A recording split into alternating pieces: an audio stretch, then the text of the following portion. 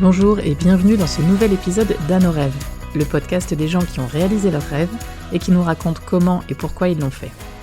Je suis Julie Simoniti, coach en réalisation de rêves. Et cet été, je me suis lancé le défi de réaliser moi aussi un de mes rêves, celui de faire un road trip autour de la France pour aller enregistrer des podcasts avec les personnes que j'avais rencontrées sur les réseaux sociaux dans ma démarche. Je suis partie sans voiture et sans argent pendant 2 semaines. Et j'ai eu la chance de rencontrer 14 personnes inspirantes sur mon chemin, dont je vais partager avec vous les témoignages. Épisode 12, Marine à Bordeaux.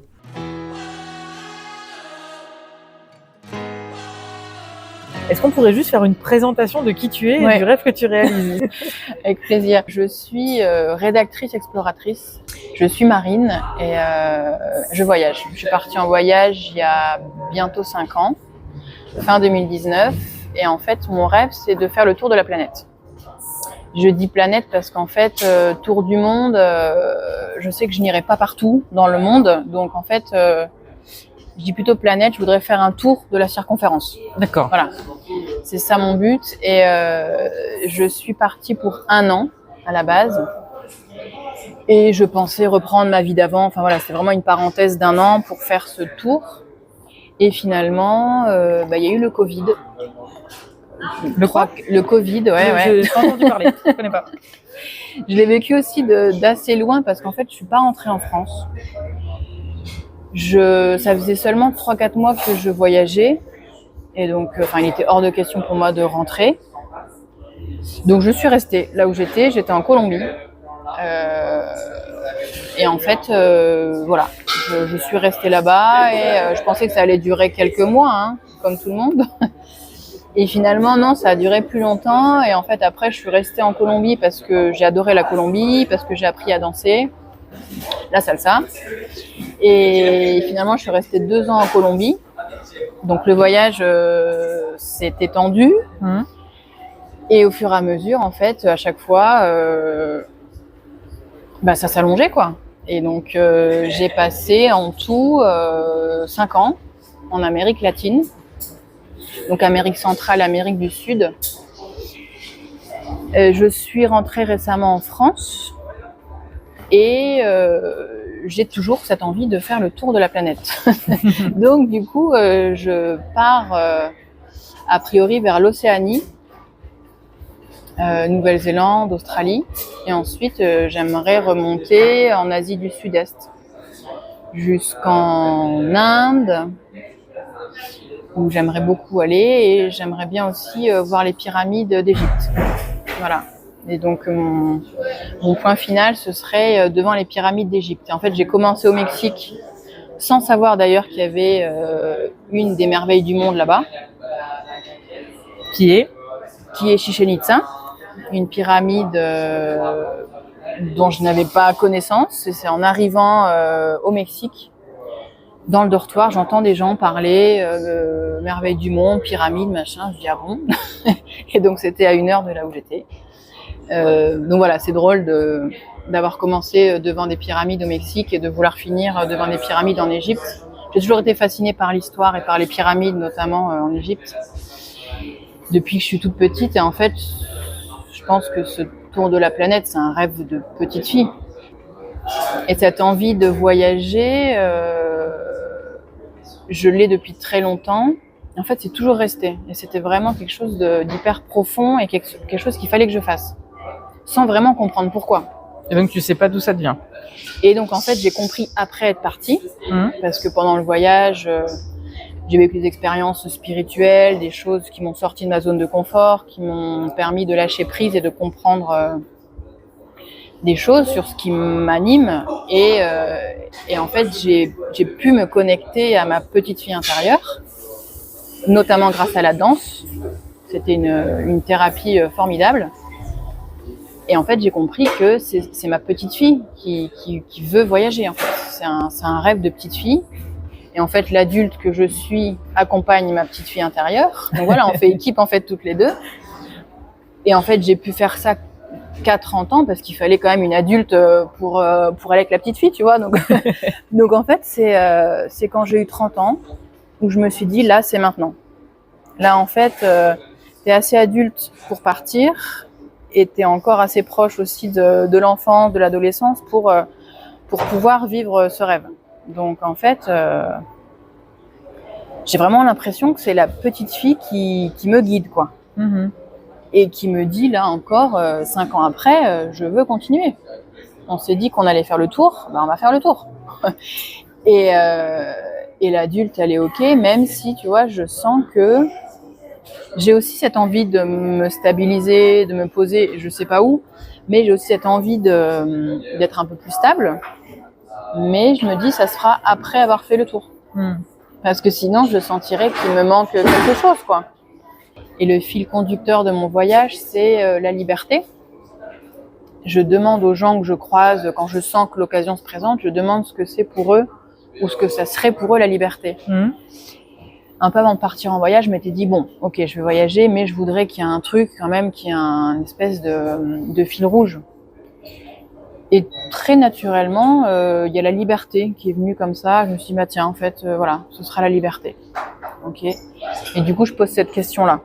Et alors, qu'est-ce que tu as comme réponse ? Et alors là, j'ai presque 300 réponses. Je crois que je suis à 297. Il me manque quelques-unes pour en avoir 300. Et j'écris tout. Donc du coup, j'ai des réponses. Là, j'ai voyagé du Mexique à l'Argentine, à Ushuaia. Donc j'ai demandé en Amérique centrale, en Amérique du Sud, sur mon chemin. Et j'ai des réponses mais tellement différentes. Et souvent des réponses très spontanées.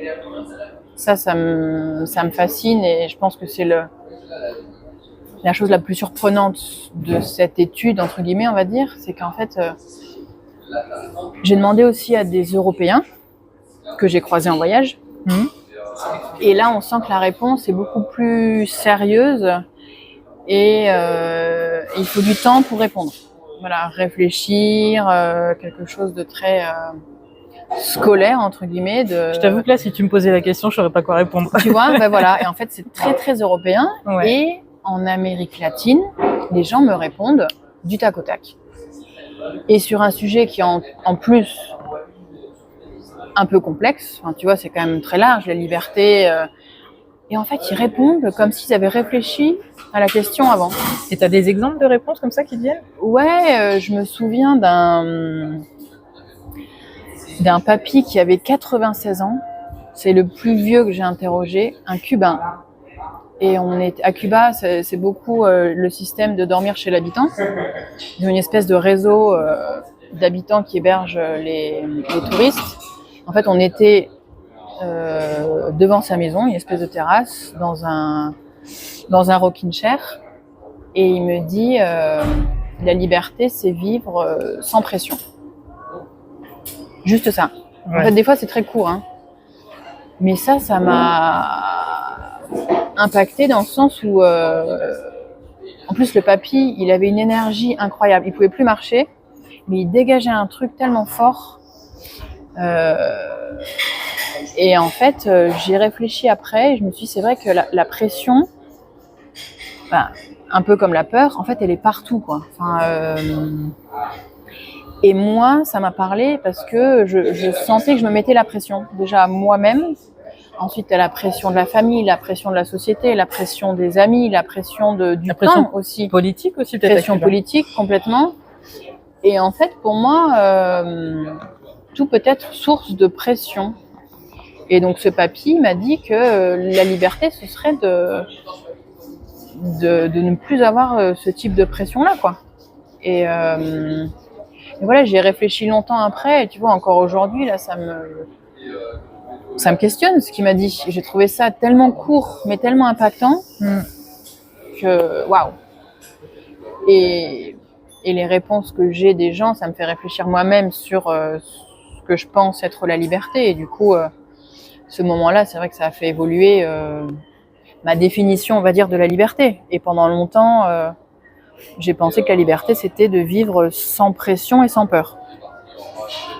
Bon, là, c'est encore un peu évolué, mais c'est resté quand même. Tu vois, ça, c'était en 2020, ça fait 4 ans. Et c'est resté vraiment dans mon esprit. Tu me dis que c'est ta petite fille qui te pousse à partir en voyage et que tu es partie à 30 ans. Est-ce qu'il y a un élément qui a été déclencheur, qui t'a fait dire c'est maintenant et pas plus tard ? Ben, je pense que justement, c'est les 30 ans. Ah oui, c'est le cap en fait. Ouais, je pense. Et en fait, j'avais une vie qui me convenait, j'avais un travail que j'aimais bien. Bon, ça faisait 4 ans, donc je sentais que je voulais faire autre chose, mais le travail me convenait. C'était près de chez moi, j'y allais en vélo, j'avais un appartement, plein d'amis à Lille. Donc franchement, ma vie me convenait. C'est pas un départ en voyage où je plaque tout parce que la vie me convient plus et je veux quelque chose de nouveau. Non, c'était plus, bon, là je vais avoir 30 ans et je pense que le rêve que j'avais et que je suis en train de réaliser, je voulais le faire en étant quand même encore jeune, quoi. Et je me suis dit, bon, là j'ai 30 ans, c'était un peu une espèce de carrefour où soit je m'établissais dans la vie d'adulte, entre guillemets, je me posais, je restais là où j'étais, soit je partais comme j'en avais toujours eu envie. Et je me suis dit, bon tiens, 30 ans, en fait, pour moi, c'est le bon moment. Et si t'étais pas partie et que tu t'étais établie, si t'avais fondé une famille, acheté une maison, tu l'aurais regretté toute ta vie de toute façon. Bah, je pense. Ouais. Et bon, après, je peux pas savoir comment ça se serait passé, mais je sens à l'intérieur de moi que je serais restée en fait avec ce rêve-là à l'intérieur de moi. Et que je me serais dit ah ben zut, j'aurais peut-être dû partir, quoi.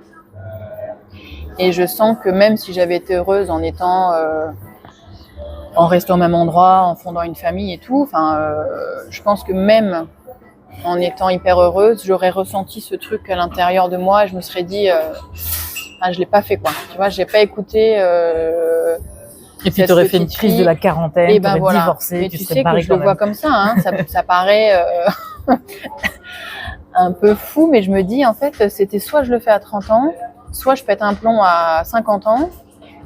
Mais bon, là, peut-être que j'aurai une famille, peut-être que je serai beaucoup plus stable et que ce sera quand même un peu plus compliqué, quoi. Ouais. Donc en fait, je me suis dit, fais-le maintenant. Pour pas regretter après et pour pas compliquer les choses si vraiment t'as envie de le faire, quoi. Et c'est pour ça qu'en fait, je reste avec cette idée-là, parce que là, clairement, j'ai fait, on va dire, la moitié du tour. Pour moi, c'est la moitié du rêve. Donc, il reste cette moitié. Qu'est-ce que je fais ? Est-ce que je l'oublie ? Est-ce que j'abandonne, du coup, ce challenge-là ? Ou est-ce que je continue, quoi ? Et en fait, il n'y a rien qui m'empêche de continuer. Donc, en fait... voilà. Ou qui te pousse à t'arrêter. Ou qui me pousse à m'arrêter. Donc, et en fait, je pense que c'est tellement fort à l'intérieur de moi que rien ne peut m'arrêter. Et qu'en fait... Après, il y a plein de choses qui pourraient m'arrêter. Je pourrais me dire, là, par exemple, je viens d'arriver à Bordeaux, je trouve que la ville est sympa. Je me dis, tiens, voilà, en fait, je peux me poser.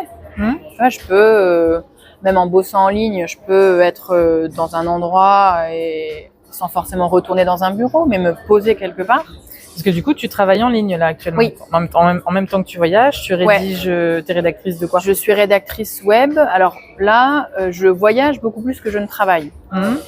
Et en fait, l'idée là, c'est de profiter de l'été pour me retrouver des clients, pour refaire mon site, et en fait pour rédiger dans le domaine du voyage. Quand j'ai commencé à rédiger, j'écrivais sur tous les sujets qu'on me demandait. Et là, j'ai décidé d'aligner un peu ma vie perso et ma vie pro et d'écrire pour des agences de voyage. Créer du contenu pour leur blog. Et donc voilà, c'est tout un travail de retravailler l'offre, de vraiment cibler les clients dans le domaine du voyage et d'écrire aussi sur mon voyage parce qu'en fait là... paradoxalement, j'écris pour des clients, mais je n'ai pas écrit sur le voyage que j'ai vécu là pendant 5 ans, sur la moitié du voyage, on va dire. Et donc là, j'ai l'envie en fait de produire du contenu écrit, du contenu en ligne pour raconter mon voyage. Ce qui pourra servir de contenu en fait professionnel et pour montrer comment je rédige et pour c'est un peu le lien entre la sphère perso et la sphère pro, quoi. Et là ça se rejoint, donc ça c'est le truc qui m'anime, quoi. Et pour, j'espère, inspirer des gens qui voudraient partir et un peu casser cette barrière de la peur, casser ce truc de l'inconnu et dire j'y vais, quoi. Tu vois, et parfaite transition pour ma question suivante. Et justement, avant de partir pour ton voyage fin 2019, est-ce que tu avais des peurs? Oui, je pense que c'était la peur de l'inconnu. Et que tu imaginais être comment l'inconnu pour qu'il te fasse peur? Et ben en fait, je n'arrivais pas à l'imaginer. Enfin, tu vois, j'arrivais pas du tout à me projeter de l'autre côté de l'Atlantique et à me dire mais comment c'est au Mexique en fait, enfin, tu vois, est-ce que là-bas il y a des endroits pour dormir, est-ce que je vais trouver facilement, enfin en fait c'était un monde qui m'était complètement inconnu parce que j'avais voyagé mais pas de cette façon-là, pas avec un sac à dos et en auberge jeunesse. C'était j'ai vécu à l'étranger, je suis partie en voyage entre guillemets en vacances où c'était organisé, tout était planifié. C'est la première fois que je partais sans prévoir. Et donc je me suis dit mais comment ça va se passer? En fait, je n'arrivais pas à m'imaginer quoi. Et donc c'était un peu cette peur-là de pas pouvoir planifier. Ah oui. Enfin, de pas savoir. C'est de l'inconnu, mais l'imprévu aussi. Oui, voilà, c'est ça. Peut-être cette peur-là de me jeter dans l'imprévu et l'inconnu quoi. Et c'est drôle parce qu'en fait dès que je suis arrivée au Mexique dans une auberge, je me suis dit ok en fait là ça va, je visualise, je peux m'imaginer et là je peux commencer à me projeter et justement à ne plus avoir cette peur de l'inconnu parce que là maintenant je commence à connaître quoi et je pige le truc et en fait ça va. Je vais me laisser aller quoi. Alors je dis pas que c'était facile au début, mais franchement, ça s'est fait relativement naturellement, quoi. Oui, quand c'est devenu concret, finalement, c'était palpable et c'était facile à gérer, quoi. Complètement. C'était pas. Ouais. Et puis en fait, ça s'est hyper bien déroulé. Enfin, j'ai rencontré plein de monde sur la route. J'ai fait plein de rencontres et en fait, c'était tout le temps facile de trouver un logement, de prendre le bus. Franchement, je pense que j'ai eu aucune galère. Enfin. En tout cas, pas de grosse galère pendant le voyage parce que tout m'a paru tellement facile qu'en fait, voilà, ça a roulé, quoi, de manière tellement naturelle. Et alors, sur tout ton... Bon, ça fait 2 ans, mais quand même, sur tout le temps que tu as passé en Amérique du Sud, quel est le plus beau souvenir que tu gardes? Pas facile comme question. Ouais, je sais. Tu vois, là, tout de suite, je pense quand même au Machu Picchu, qui est un endroit alors qui est devenu très touristique, mais un endroit qui est historiquement assez incroyable. Et en fait, au Machu Picchu, tu as une espèce de montagne sur laquelle tu peux grimper. En fait, on se retrouve, je sais pas si tu es allé, mais on se retrouve en fait avec la vue sur le village du Machu Picchu. Et là, en fait, arrivé en haut, après 1 heure de montée assez compliquée, tout était nuageux. En fait, on ne voyait rien du tout. On ne voyait que les nuages. Et en fait, je suis restée 3 heures en haut. Et très rapidement, ça s'est éclairci. Là, tu voyais les nuages bouger au-dessus du Machu Picchu. Ça a été assez magique. Et au bout de 3/4 d'heure, 1 heure, on voyait tout, quoi. Il n'y avait plus un nuage. C'est ce fameux plan-là? Ouais, voilà, tout à fait. Tout le monde prend la même photo. Tout à fait, ouais, mais c'est incroyable. Ouais. C'est un pote qui est allé. C'est vrai que j'ai interviewé aussi fin juin Romain, qui est un voyageur. Voilà, il a créé une entreprise de conseil en voyage pour pouvoir voyager plus. Ok. Et pareil, il a la même photo de profil. C'est tout le monde avec le Machu Picchu derrière. Et tout mais ça. Ouais, et en fait, tu vois, c'est vrai que c'est très touristique et c'est un peu la même photo à chaque fois. Mais au-delà de la photo, il y a le moment qu'on vit là-bas et le moment que j'ai vécu, enfin pouvoir rester 3 heures là-bas, parce que c'est vrai que les gens montent, prennent la photo et ils redescendent. Ouais. Mais j'ai eu la chance de rester 3 heures perchée là en haut de la montagne et de voir ces nuages là partir et la vue s'éclaircir et voilà, j'ai médité un peu, je suis restée là juste à regarder en fait, à ne rien faire et juste regarder et me dire mais en fait et conscientiser le fait que j'étais au Machu Picchu quoi. Et en fait, je me suis dit t'en as tellement rêvé que là en fait, là t'y es quoi. Donc en fait, prends ton temps et prends conscience que t'es là quoi.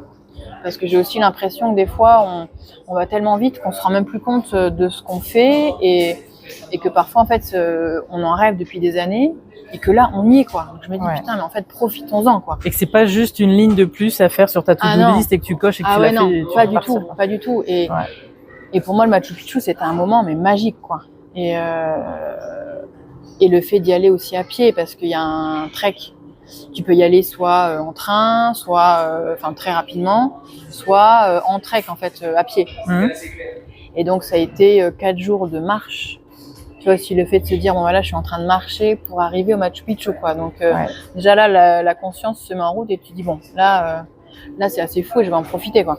C'est un peu ce dont on parlait tout à l'heure sur le fait de ralentir quand tu es en voyage. Tout à fait. C'est aussi ça qui te permet d'apprécier au mieux l'expérience. Complètement. Quoi. Ouais, complètement. C'est pas aller d'un point A à un point B, c'est le cheminement. Complètement.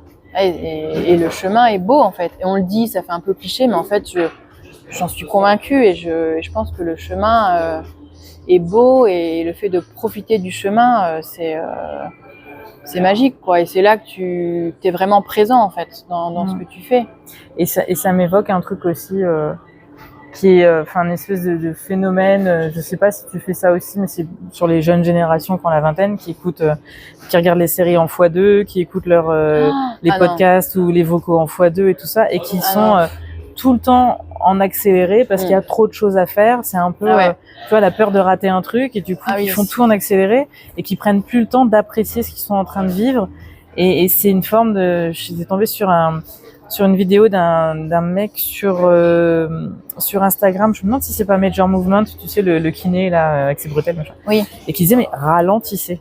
Juste prenez le temps parce que vous êtes en train d'entraîner votre cerveau à être accro à la vitesse et à toujours plus de stimulation.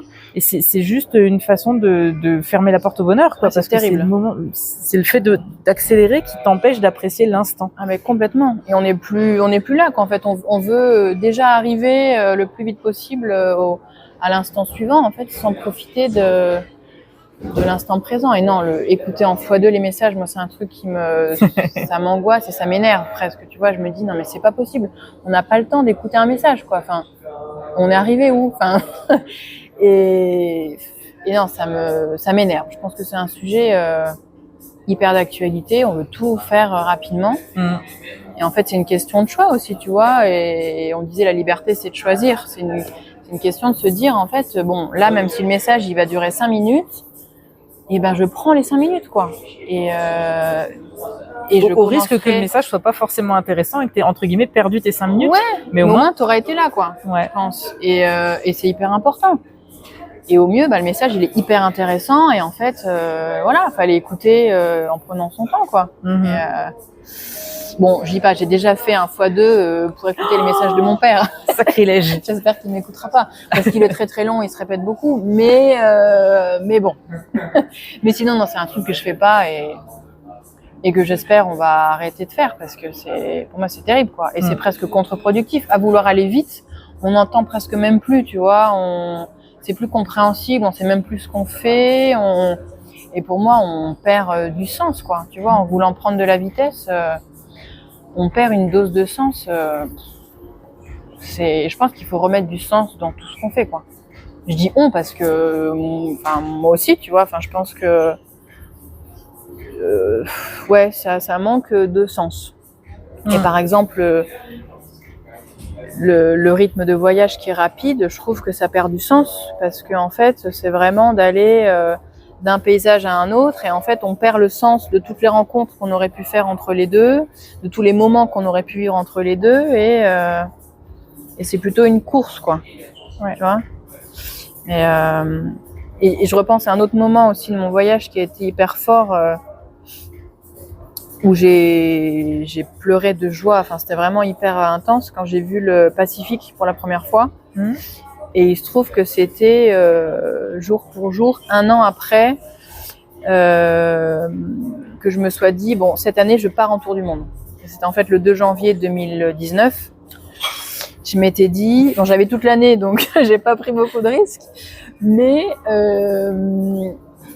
il se trouve que je faisais un jeûne à l'époque, et du coup, et on parlait de temps, donc c'est très drôle de parler de ce sujet-là, parce qu'en fait, comme je jeûnais, je devais pas cuisiner, je devais pas manger, pas faire les courses, donc je me suis retrouvée avec une quantité de temps et je savais presque pas quoi faire. Donc j'ai commencé à regarder un peu des vidéos de voyage.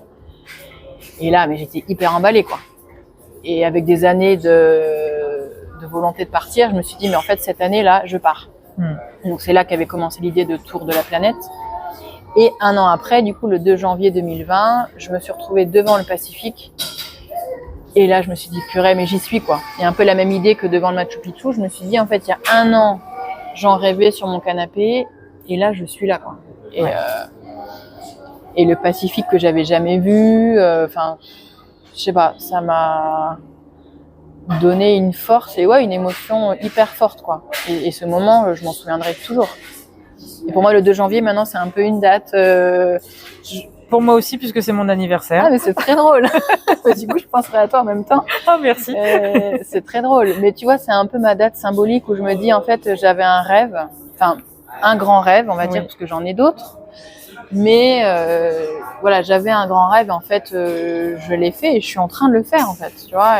Et justement, par rapport au fait que tu as pris cette décision le 2 janvier 2019, tu l'as vécu le 2 janvier 2020, et sur le cheminement, est-ce que tout s'est passé comme tu l'espérais à cette première date-là ? Est-ce qu'en fait, le fait que ça devienne concret, ça a complètement changé l'idée de ce que tu voulais faire, de ce que tu imaginais ? Ben en fait, je pense que c'était tellement inconnu que j'imaginais pas trop comment je voulais que ça se passe. Donc t'espérais rien de... Non, je pense pas, en fait. Et à partir du moment où j'ai décidé que j'allais partir avant la fin de l'année, tout s'est enchaîné de manière hyper fluide et j'ai pu quitter mon boulot de manière anticipée. Enfin, j'ai prévenu avant, j'ai été remplacée, enfin, ça s'est très bien fait. Et c'est drôle parce qu'en fait, quelques mois avant de partir, j'ai rencontré beaucoup de latinos.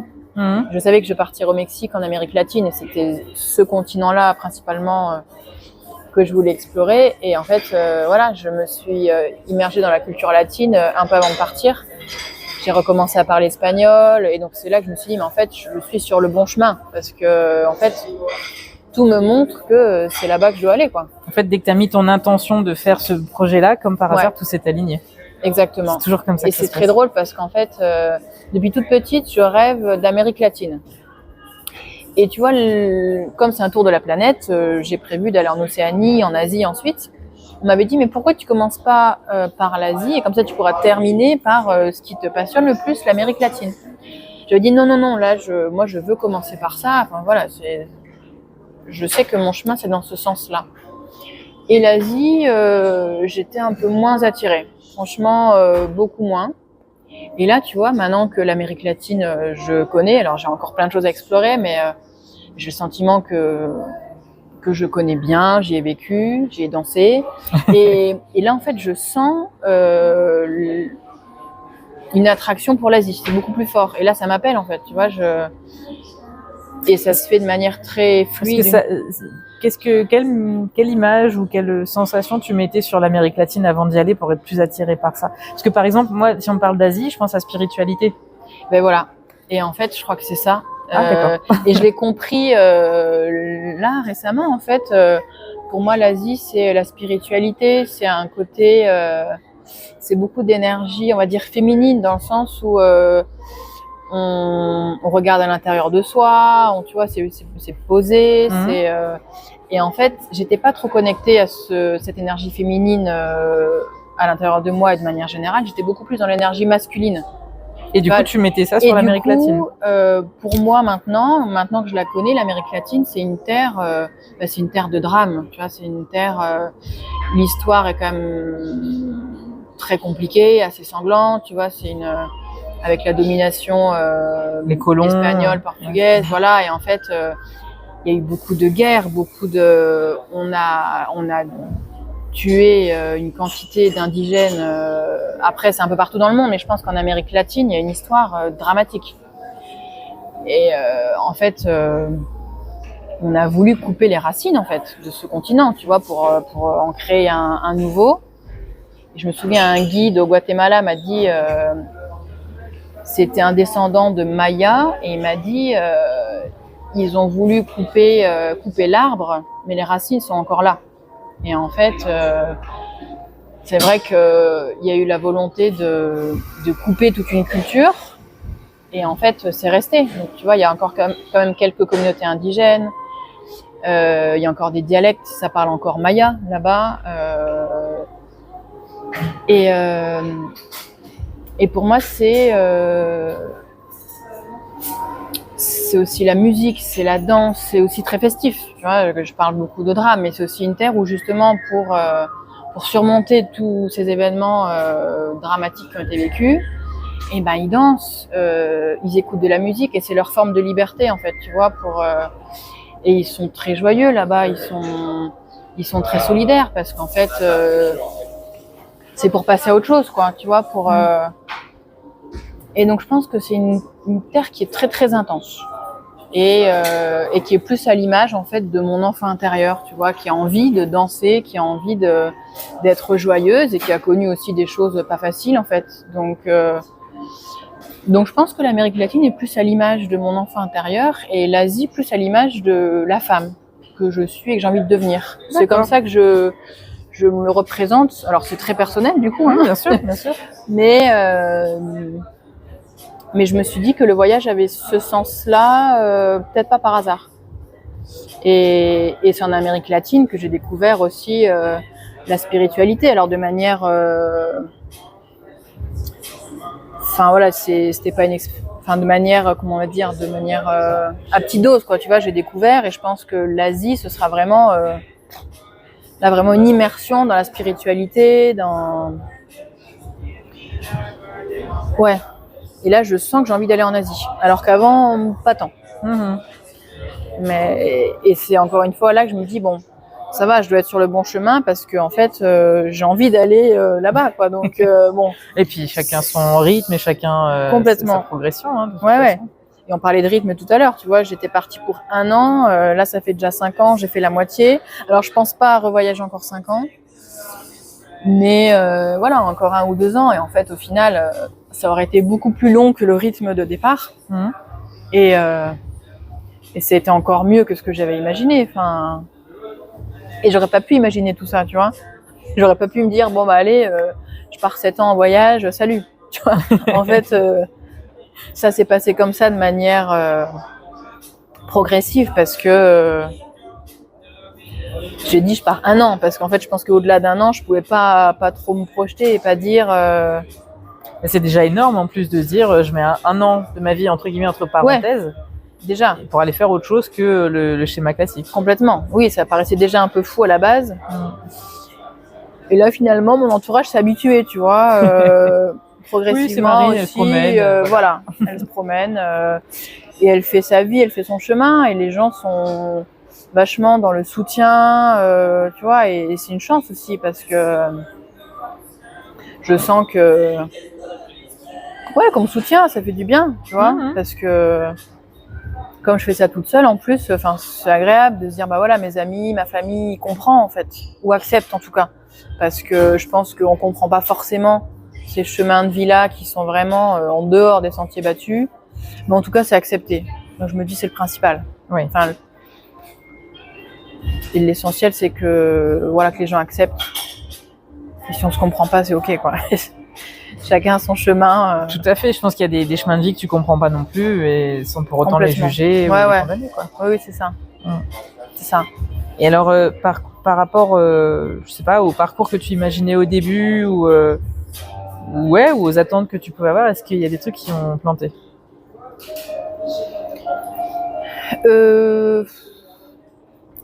Non. Alors, la façon dont je pensais voyager au début, c'était d'une traite, tu vois. Je pensais vraiment faire un tour de la planète en une seule fois, en 1 an. Et bon, là, je suis revenue en France, c'est la 3e fois. Donc, en fait, c'est un parcours qui est pas en ligne droite, mais c'est plus, tu vois, je suis mes envies et... Voilà, donc en fait c'est pas une ligne droite. Je l'avais imaginé comme ça, mais ça l'est pas. Et c'est super en fait, parce que du coup le temps s'est élargi, on va dire, et donc forcément je suis rentrée un peu en France pour revoir les gens, tu vois. Je suis repartie. Et donc voilà, c'est un peu des allers-retours, on va dire. C'est la seule chose à laquelle je pense qui s'est pas déroulée comme je l'avais plus ou moins pensé. Sinon, après, j'aurais jamais pensé travailler en ligne. Ça s'est fait en fait pendant le voyage. Parce que je pensais partir 1 an seulement en voyageant. Mais comme ça s'est étendu en termes de temps, voilà, il a fallu que j'ai une ressource en fait. Et donc je me suis dit bon, un autre de mes rêves, ce serait de travailler en ligne. Donc ça, je l'avais pas imaginé au départ. C'est venu. Ça s'est fait en route, quoi. Ouais. Voilà. Et c'est encore en processus, tu vois. C'est parce que travailler et voyager, je trouve que c'est vraiment pas évident. Hein. Je sais pas si c'est dans le sujet de notre épisode d'aujourd'hui, mais il y a tellement de sujets dans l'épisode du jour. Ouais, carrément. Il n'y a plus de limite. Mais je trouve qu'on vend un peu le voyage en travaillant ou le travail en voyageant. C'est un peu surcoté. Et on dit voilà, c'est facile, il suffit de faire ça. Et en fait, je trouve que ça se travaille vraiment. Parce que du coup, tu arrives à te mettre, je sais pas, un emploi du temps hebdomadaire. Alors moi, je n'y arrive pas parce que déjà la discipline, c'est vraiment pas mon truc. Et je pense qu'il faut vraiment se connaître pour se dire bon moi je suis plus productive le matin ou l'après-midi ou la nuit. Enfin tu vois, et vraiment en fait s'écouter pour pouvoir y arriver quoi. Parce que si t'as pas de contraintes horaires, et il y a que toi qui peux dire bon allez là je m'y mets et là je bosse quoi. Et en fait si tu t'écoutes pas pour savoir en fait à quel moment c'est le mieux pour toi de travailler, ça marche pas je pense. Et tu luttes et en fait t'es pas productif quoi. Donc je pense que c'est une écoute de soi et une discipline assez forte. Ouais. Et j'avoue que jusqu'à maintenant, je suis toujours beaucoup plus tentée de voyager, de rencontrer des gens, de boire des cafés, que de travailler. Mais bon, c'est tout. C'était le moment pour moi de voyager, de vraiment vivre en fait. Et là, je sens que ça commence à s'aligner entre le voyage qui est plus la vie perso et la vie pro. Enfin voilà, ça s'aligne de sorte que vraiment ça m'anime et vraiment j'ai envie quoi. Et là, je sens que j'ai envie de travailler. Mais ça n'a pas toujours été le cas. Hein. Ouais. Loin de là. Mais encore une fois, tu vois, en mettant du sens dans ce que je fais, là j'ai envie quoi. Là ça m'anime et là je travaille avec grand plaisir. C'est un équilibre subtil à trouver finalement. Tout à fait. Ouais, complètement. Complètement. Et alors, à contrario de ton parcours, de quoi tu es la plus fière ? Alors je pense que je suis fière d'aller jusqu'au bout de ce rêve. Et plusieurs fois on m'a dit mais t'as toujours envie de partir, enfin t'as encore ce truc-là qui t'anime. Et en fait oui.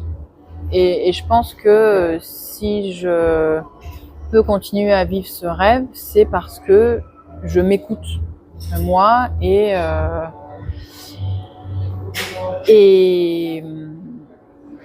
même si c'est en fait hyper en marge de la société, parce que bon, de nos jours c'est quand même beaucoup des chemins de vie classiques avec un boulot physique, même si évidemment on est en train de casser un peu tous les codes, mais ma vie est clairement en marge de la société, en tout cas de la majorité des gens. Donc en fait j'aurais pu tomber 10 fois dans le piège entre guillemets de me dire bon là en fait là c'est bon, là j'ai 34 ans, il est temps de me poser entre guillemets, tu vois, j'aurais pu tomber là-dedans. Et non, en fait, je me dis en fait j'ai pas envie de ça maintenant et j'ai envie de continuer ce tour de la planète. Donc en fait je m'écoute et pour pas le regretter après. Ouais, voilà, c'est ça. Hein. Donc j'avoue que c'est une petite fierté de me dire je continue ma route parce que je sais qu'en fait c'est la bonne pour moi quoi. Ouais. Même si c'est pas facile d'être en marge, tu vois, de la société, mais je tiens bon. Voilà, t'es droite dans tes bottes et. Ouais, complètement. Et puis je sens que je m'entoure de plus en plus de personnes qui sont dans la même dynamique. bah tu vois, toi par exemple, et en fait plein de monde, j'ai beaucoup de connaissances qui sont aussi qui font ce qui les anime et pas ce que la société voudrait qu'ils fassent, quoi. Donc j'ai la chance aussi d'être entourée de beaucoup de personnes comme ça. Mais il n'y a pas de hasard, hein, de toute façon. Complètement. Ça se trouve. C'est rigolo, sur le trajet, j'ai pris un Blablacar pour aller à Lyon. Et le mec qui conduisait, il me dit « Ah, mais moi, je rentre d'un voyage, je sais plus, il était parti 6 mois ou 1 an en Nouvelle-Zélande avec sa copine. Ils ont tellement apprécié l'ambiance, les paysages. Il me dit on a cherché du boulot en Nouvelle-Zélande, on n'a pas trouvé. Du coup, on a trouvé en Australie. Donc, en septembre, on se barre, on déménage là-bas. » Ah, génial. Mais oui. Et tu vois, forcément, tu rencontres des gens... Spontanément, comme je te disais tout à l'heure, le monsieur, je monte dans sa voiture, il me parle de la vie et de la mort, quoi. Ok. Ouais, c'est dingue. Spontanément. Ouais, il y a des signes comme ça qui te disent que, en fait, t'es sur le bon chemin et c'est vrai qu'en fait, depuis quelques jours, je rencontre des gens qui sont allés en Australie. Alors que bon, l'Australie, c'est quand même pas tout près. Je connais des gens qui sont allés, mais plus des gens de ma génération, alors que là, en fait, c'est des gens qui ont l'âge de mes parents, mais qui sont partis en Australie ou Nouvelle-Zélande. Et c'est marrant parce qu'on me parle beaucoup d'Océanie et d'Asie. Et avant, j'en entendais pas spécialement parler, ou peut-être que c'est moi qui m'intéressais pas trop au sujet. C'est ce que j'allais dire, peut-être que ton esprit est orienté vers ça et complètement. Du coup, tu captes plus facilement les messages. Mais là, maintenant, tu vois, je vois qu'en fait, mes antennes sont vraiment tournées vers cette partie-là de la planète, quoi. Et donc, je me dis, c'est ça. donc voilà, ce tour a encore du sens. Et en fait, c'est un tour de la planète, mais c'est aussi un tour de moi-même, tu vois, de ce qui m'anime à l'intérieur et donc j'explore aussi à l'intérieur de moi. Et c'est ça aussi qui m'intéresse, c'est ça aussi qui m'intéresse. Donc je continue parce qu'en fait, je sens que j'ai encore des parties de moi à explorer. Donc et je pense que ce serait plus sur le spirituel, sur des choses plus posées, parce qu'en Amérique latine, voilà, j'ai appris à danser. C'est quelque chose de très dynamique. Très extérieur. Tout à fait. Extérieur, rapport avec les autres, en fait, rapport d'espace, rapport avec le corps. Et là, je pense que ce serait plus une exploration, mais vraiment aller à l'intérieur, quoi. Vraiment. Donc l'Asie, ça a du sens. Voilà, je pense que c'est par là qu'il faut que j'explore et continuer ce chemin de la liberté, en fait, parce que je pense que si j'ai questionné les gens sur la liberté, c'est que je me posais aussi des questions par rapport à ma liberté à moi et ma façon de vivre. Et je pense que le voyage, c'est aussi pour moi créer ma forme de liberté et vivre selon mes critères de liberté, et puis casser aussi un peu les barrières de contrôle, de planifier, et en fait lâcher prise. On en parle régulièrement, tu vois, on en parlait encore avant cet épisode, et en fait je pense que lâcher prise, c'est un apprentissage, mais vraiment de tous les jours, quoi.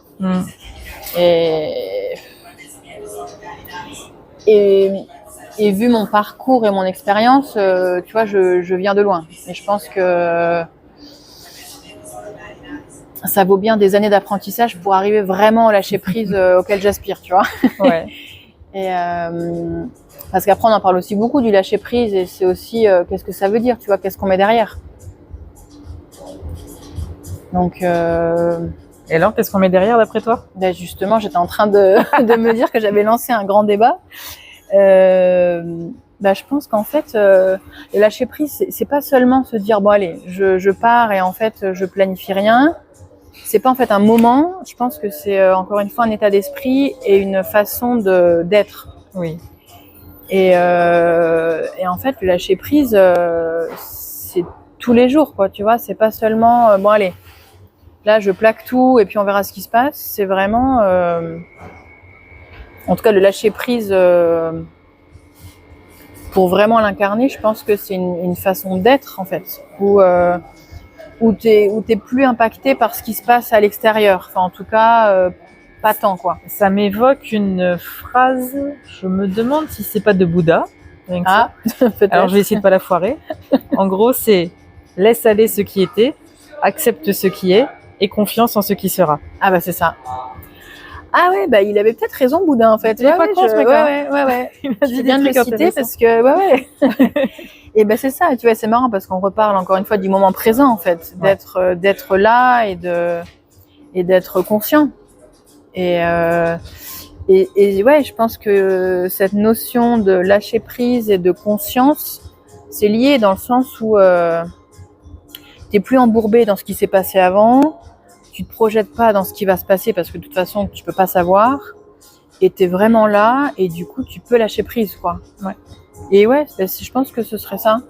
Ce serait lié à ton état de conscience, quoi, et de présence. Et de dire, je sais pas ce qui va se passer, en fait, et c'est ok. Et si t'es aligné avec ce que tu veux faire, avec tes rêves, bah, en fait, ce qui va se passer sera positif et et t'apprendras beaucoup, en fait. Ouais. Et alors, j'en profite pour te poser ma dernière question. Quel conseil tu donnerais à une personne qui voudrait se lancer, que ce soit pour voyager ou pour n'importe quoi d'autre, mais qui justement n'est pas suffisamment dans le lâcher prise, ose pas, se met des blocages? Bonne question. Et ben moi je dirais d'oser. Alors après ça semble facile à dire, mais en fait c'est ça, quoi. Enfin c'est et de ne plus réfléchir finalement, de se dire bon bah en fait j'ai envie de faire ça, et de se poser vraiment la question, est-ce que vraiment j'ai envie, et si oui, j'ose et j'y vais, quoi. Et je pense que si la peur est là, c'est que vraiment il y a un enjeu, quoi. Il y a un truc à faire, et c'est là que justement ce serait bien de sauter le pas, quoi. Et en fait, pour justement voir comment est cet inconnu, et en fait très vite il y aura plus de peur, il y aura plus de. Et peut-être un conseil aussi, ce serait de s'entourer, quoi, de poser des questions à des personnes qui l'ont déjà fait.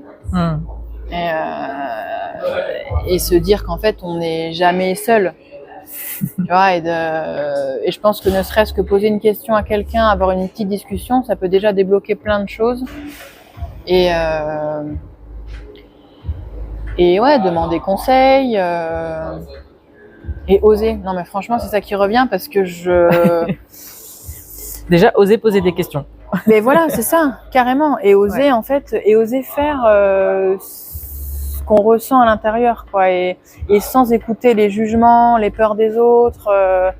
Et vraiment se dire, est-ce que vraiment j'en ai envie? Et si oui, j'y vais.